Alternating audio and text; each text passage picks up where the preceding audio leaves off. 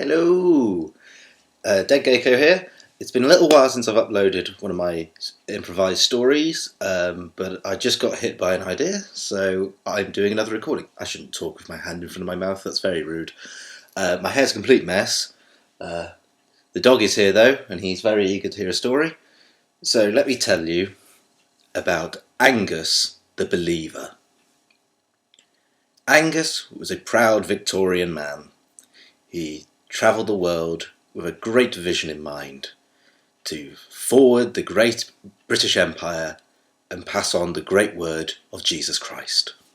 He was a missionary and very proud of it too. He travelled the world meeting great people and telling them they were wrong. But that didn't bother him. People just needed guidance. They just needed to be told about the world they didn't understand yet. And so he went to far-flung lands on many a ferry ship, coal trader, merchant ship, any kind of ship he could find, frankly. He did not mind. It was all in the good work, for the good book, for the good Lord. Angus met a grisly end. Wasn't really his fault. No more his fault than all the other times he had avoided a terrible end. He was just doing what he believed. But Angus is now a shrunken head. The village he went to, in a far-flung jungle land, which Angus didn't even bother to learn the name of, they didn't take kindly to this man talking in tongues and flailing a book at them and pushing a wooden cross into their face. They believed him to be, regardless of his intention, probably bad, and took no time at all in decapitating him and preparing his head as a reminder should anyone ask what happened to the last time a weird foreigner came to their lands. Angus spent a long time as a shrunken head. He doesn't remember all of it, on account of his brain now being very small. He eventually wound up in a museum in Barmouth, tiny little place, dedicated to the weird and strange and wonderful, tucked away in a little back alley. Sadly, as is such the case for many a museum these days, the Barmouth Museum of Occult Horrors ran out of money. They ended up trying to sell the stock, hoping that some eccentric millionaire or perhaps a lottery-funded person would come and buy their stock and put it somewhere just a little bit more deserving than their little slice of historical weirdness. That didn't happen. Angus's head, who had spent many a time in a slightly yellow-stained glass cabinet, although it might have been perspex all considering, it slowly watched people walk in, do this, just glaring, walk on, and he's now being bought by Gavin. Now Gavin's not a bad sort. Gavin has lived in Barmouth most of his life. He spent 1 year in Cardiff. He was studying English literature, dropped out from the university, so that was the end of his further education adventure. Came back to Barmouth and has since been milling about doing what he does best, wearing all black and listening to heavy metal music. Gavin loves heavy metal music. So, when the opportunity came to buy something from the little museum of weird and wonderful occult things, he snapped at the chance. That was right up his alley, that was. Sadly, he turned up a little bit late to the sale, and the only thing really left was this shrunken head. But it was a shrunken head, so that was no bad thing at all, and he scooped up some of the cash from his pocket, bought him straight away, didn't even check how much money he gave them. They didn't seem too fussed, really. He just got a wad of cash, threw it at them, and took Gavin like that. Didn't get the box. That had been sold. But he had Angus, his little hair knot, his little head, and took him home, put him pride and place on top of his bookshelf, along with his signed Marilyn Manson photo and a sheep skull he once found in a field.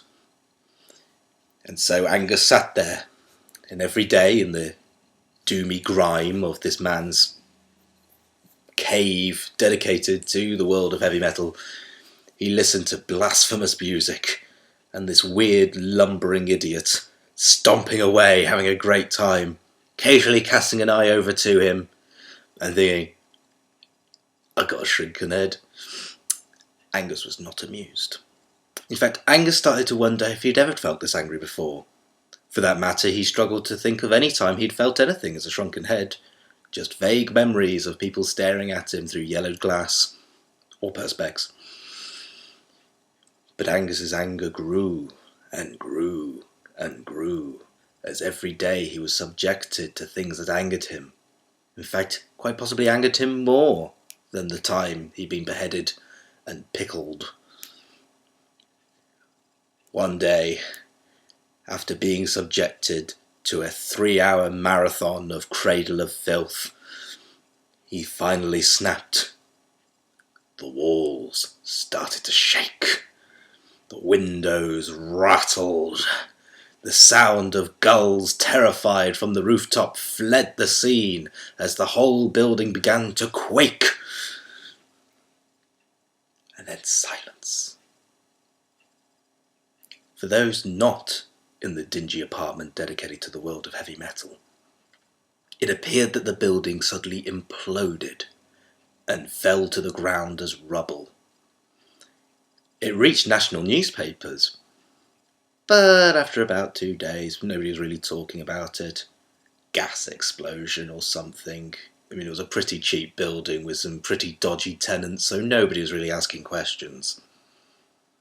Meanwhile, for Angus, though, he awoke bathed in light. His body had returned to him. Not his clothes, but he had a suspicion that was going to be all right, as he slowly felt himself elevating up towards the light. Not a single upside-down cross, pair of new rocks, or vampire girl poster was to be seen. This was it. And as Angus rose and rose, he came upon a great glowing face, bathed in amber brilliance. He said, "Are you my lord?" And the voice replied, "Yes, I am your lord." Angus said, "Did I do good?" And the face said, "No. But I thought it was about time you had a break." Angus furrowed his brow. This wasn't exactly the pearly gates introduction he'd been hoping for. "Where am I?" Angus questioned, tentatively as to not anger the almighty being in front of him. The being replied, "You're in my kingdom of the afterlife." Angus thought for a second. "So I am definitely dead now." "Oh yes, you're dead now. Don't worry, Angus, you are 100% dead now. Not even a little bit dead like you were before. You are now dead. Angus tried to relax a little, but this was not really the occasion. "Who are you?" Angus risked the question. The great glowing face leaned in. "Why, Angus, I am your lord. I am the great Tupauno. I am the god of the sun. And after your tragic end, you were birthed into my realm. And you have done great things." Angus didn't really know how to take that. But one thing was for certain. For all the stuff that Angus had dealt with, at least he was still a believer.